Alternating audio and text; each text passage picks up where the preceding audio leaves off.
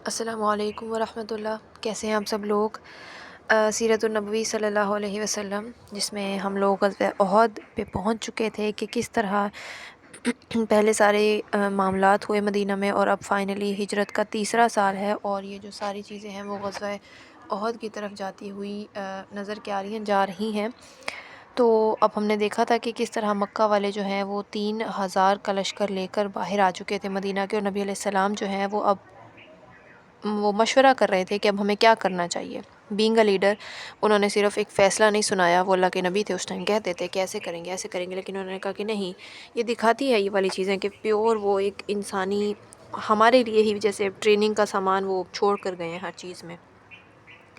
تو نبی علیہ السلام نے، ہم نے پڑھا تھا لاسٹ ٹائم کہ انہوں نے کہا تھا کہ میرا خیال ہے کہ ہم مدینہ میں ٹھہرتے ہیں، ٹھیک ہے، اور اگر دشمن رہے، مطلب اگر وہیں رہے تو بھی پچھتائیں گے، اگر چڑھائی کر دیں گے تو ہم شہر میں رہ کے ان کا مقابلہ کریں گے، کیونکہ ہمیں جو گلیاں وغیرہ ہیں نا ان کے رستے پتہ ہیں، تو ہم سڈن حملہ کر سکتے ہیں، ٹھیک ہے۔ تو اب آپ لوگ بتائیں آپ کی کیا رائے ہے؟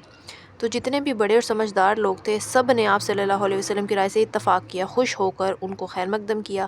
لیکن عبداللہ بن ابی جو منافقین کا سردار ہے وہ اٹھا اور اس نے بھی پرزور تائید کی، اس نے کہا کہ اللہ کے رسول، آپ کی رائے بہت بہتر ہے، مدینہ میں رہتے ہیں، باہر نہیں نکلیں، بخدا ہمارا تو بار بار کا تجربہ ہے، جب کبھی ہم نے شہر سے نکل کر دشمن کا مقابلہ کیا تو ذلت ہی اٹھائی ہے، اور کسی دشمن نے شہر پر حملہ کیا ہے تو اس کی اچھی خاصی ہم نے برکت بنائی ہے۔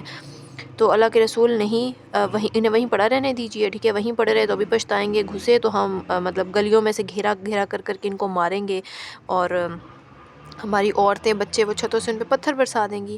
تو مگر کچھ مسلمان، اب یعنی عبداللہ بن ابی منافقین کا سردار تھا، انفیکٹ اس نے بھی اس چیز سے اگری کیا، اور اس نے کہا کہ بالکل یہ صحیح طریقہ ہے۔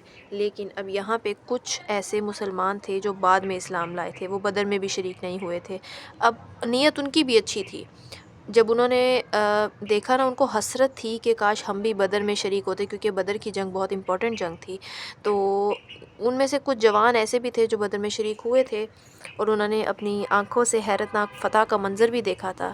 یہ دونوں ہی قسم کے لوگ جوش سے بے خود تھے اور شہر سے نکل کر حملہ کرنے پر زور دے رہے تھے، یعنی نیت سب کی صاف تھی، نیت پہ کوئی شک نہیں ہے، وہ لوگ بھی اپنی اچھی نیت سے کہہ رہے تھے کہ ہم حملہ کرتے ہیں نا، حملہ کر کے انہیں ہراتے ہیں، ڈول آف دیٹ۔ تو اسی گروہ کے ایک جوان نے کہا کہ اللہ کے رسول، دشمن کے مقابلے میں نکلتے ہیں، کہیں وہ یہ نہ سمجھ لے کہ ہم ڈر گئے ہیں اور اسی طرح ان کے دل اور بڑھ جائیں۔ اللہ کے رسول، بدر میں تو ہم 300 ہی تھے، پھر بھی اللہ نے کامیاب کیا، آج تو ہم کافی تعداد میں ہیں، تو ہم تو اس دن کی آرزو میں تھے، اسی دن کا تو ہمیں انتظار تھا۔ یعنی وہ لوگ اللہ کی ہی محبت میں لڑنے کے لیے ہی تیار تھے اصل میں، اس وجہ سے ہی کہہ رہے تھے۔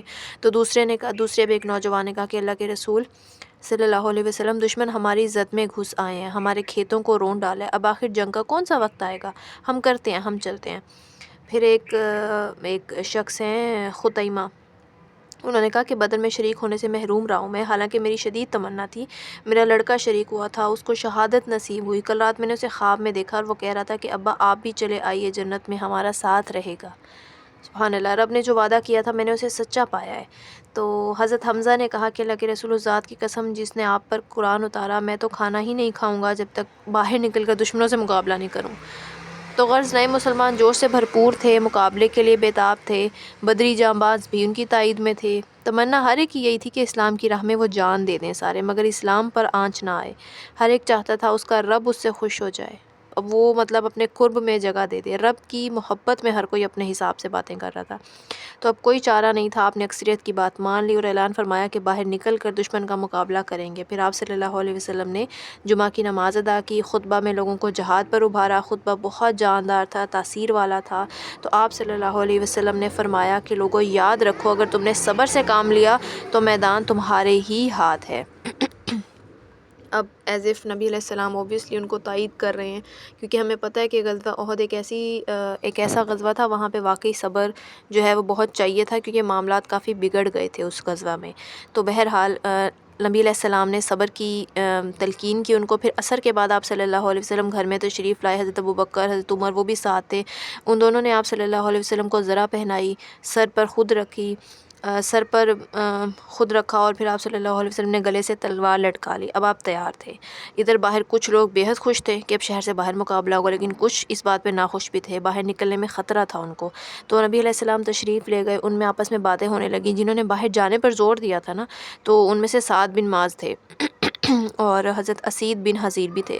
انہوں نے کہا کہ تم لوگوں نے رسول اللہ کی بات نہیں مانی نا، بلکہ حضرت سعد بن معاذ و حضرت اسید جو ہیں وہ ان میں سے نہیں تھے جنہوں نے باہر جانے پر کہا تھا، بلکہ ان کو انہوں نے مخاطب کر کے کہا کہ تم لوگوں نے نبی علیہ السلام کی بات نہیں مانی، آپ کو باہر نکلنے پر مجبور ہی کر دیا ہے، حالانکہ تمہیں معلوم ہے کہ آپ صلی اللہ علیہ وسلم پر وحی آتی ہے. دیکھو اس معاملے میں کو آپ پر چھوڑ دو، جیسا آپ فرمائیں گے ہم ویسا کرتے ہیں.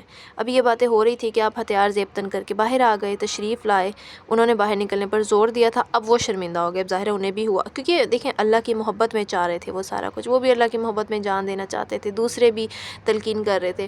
اب وہ ایک دم سے ہوئے کہ ہاں نبی علیہ السلام کی بات پہ فوکس زیادہ کرنا چاہیے تھا، انہیں ریئلائز ہوا تو وہ آگے بڑھے اور انہوں نے کہا کہ اللہ کے رسول ہم نے بہت برا کیا، آپ کی بات نہیں مانی، آپ جو بہتر سمجھتے ہیں نا وہی کر لیں. پھر آپ صلی اللہ علیہ وسلم نے اس ٹائم فرمایا کہ میں نے پہلے ہی کہا تھا لیکن تم نہیں مانے. اب کسی پیغمبر کو زیبا نہیں کہ ہتھیار پہن کر اتار دے، اسی لیے اب تو چلنا ہی پڑے گا، اب چلنا ہی بہتر ہے. لیکن اس بات کا خیال رکھنا کہ میں جو کہوں گا وہی کرنا ہے، اللہ کا نام لے کر نکل پڑو، صبر سے کام لیا تو جیت تمہاری ہے. چنانچہ جو ساتھی ہیں وہ تیار ہوئے اور دشمن کے مقابلے کے لیے سب روانہ ہو گئے. اب کل 1000 کی تعداد تھی اور صرف 2 گھوڑے تھے، جس میں سے ایک خود نبی علیہ السلام کے لیے تھا. فوج میں کم عمر جوان بھی تھے جو جنگ میں جانے اسلام کی کھیتی کو اپنے خون سے سینچنے کے لیے بے قرار تھے. آپ صلی اللہ علیہ وسلم نے فوج کا جائزہ لیا تو سب کو روک دیا، صرف 2 خوش قسمت اجازت پا سکے تھے. ان میں سے ایک تیر اندازی میں ماہر تھے، دوسرے جو ہے وہ طاقت میں بہت بڑے تھے. تو پہلے کا نام تھا رافع اور دوسرے کا نام تھا سمرہ. اس وقت دونوں کی عمر 15 سال تھی. اب آپ امیجن کریں 15 سال کے تھے لیکن وہ جانے کے لیے تیار تھے، وہ ریڈی تھے اس چیز کے لیے. تو فوج میں عبداللہ بن ابی بھی شامل تھا اور منافقین کا وہ سردار تھا، ساتھ میں اس کے 300 ساتھی بھی تھے. کچھ دور تک وہ چلے تو پھر انہوں نے کیا کیا، پہنچنے سے پہلے اپنے ساتھیوں کو لے کر وہ علیحدہ ہو گیا اور مدینہ کی طرف لوٹ گیا اور نہیں گیا آگے. اور حضرت عبداللہ بن عمر بن حرام نے اس کو بہت سمجھایا، نبی علیہ السلام کو معاہدہ بھی یاد دلایا، لیکن وہ نہیں مانا. الٹا بولا کہ محمد صلی اللہ علیہ وسلم نے ہماری بات نہیں مانی اور ان لوگوں کی بات مان لی ہے، یعنی ان لڑکوں کی بات، ان لوگوں کی جنہوں نے کہا تھا جنگ باہر جا کے کریں. تو بہرحال وہ چلا گیا. تو اب حضرت عبداللہ بن عمر جو ہیں انہوں نے ساتھیوں کو سمجھانا چاہا، بڑی دربندی سے کہا بھائی اللہ کا واسطہ دے کر تم سے کہتا ہوں کہ جب دشمن کا سامنا ہے اپنے قوم اور اپنے نبی کا ساتھ نہیں چھوڑو. لیکن وہ کہتے تھے، وہ یہ کہتے ہوئے چل دیے کہ اگر ہمیں یقین ہوتا دشمن سے مٹ بھیڑ ہو کر رہے گی تمہارا ساتھ نہ چھوڑتے، لیکن ہمارا خیال ہے اس کی نوبت ہی نہیں آئے گی. اور یعنی ایسے لائٹ ماحول میں وہ لوگ کہہ کے وہ چلے گئے. بالآخر نبی پاک صلی اللہ علیہ وسلم بقیہ فوج لیے اور آگے بڑھ چکے ہیں. اب 700 صرف مسلمان تھے. اب 1000 لے کے نکلے تھے نبی علیہ السلام اوبیسلی، لیکن 300 کا جو لشکر ہے وہ عبداللہ بن ابی کے ساتھ واپس، اور صرف 700 مسلمان تھے جن کا 3000 دشمنوں سے پالا تھا. اور دشمن بھی ایسے دل جلے کہ خون لینے کا بدلہ اوبیسلی ان کو تھا. غزوہ بدر کی آگ تھی. اب یاد کریں کہ جو مکہ والا جو لشکر آیا تھا اس میں کس طرح کے لوگ تھے، اس میں ہر طرح کے لوگ شامل تھے اور پراپر وہ لوگ تیاری اور اسلحہ سے لیس اور گھوڑے اور ہر چیز ان کے پاس تھی، اور وہ بس ان کو تھا کہ بس مارنا ہے مسلمانوں کو. تو وہ والا لشکر آ رہا ہے 3000 کا، اور یہاں سے 700 مسلمان جا رہے ہیں. اب فائنلی احد کا دن آیا ہے جس میں فوجیں جو ہیں وہ آمنے سامنے ہوئی ہیں، اور انشاءاللہ اس کو آگے کنٹینیو کریں گے کہ کس طرح سے نبی علیہ السلام نے پھر تلقین کی ہے اور اگین پھر اسٹریٹجیز بتائی ہیں کہ کیا کیا کرنا ہے اور یہاں پہ کیا غلطی ہوئی، اور کس طرح سے سارا معاملہ آگے جو ہے وہ سارٹ آؤٹ ہوا، اور پھر کس طرح سے یعنی اسٹریٹجیز کس طرح سے بنائی جنگ کے میدان کی. وہ انشاءاللہ ہم اس کو آگے کنٹینیو کریں گے. جزاک اللہ خیر.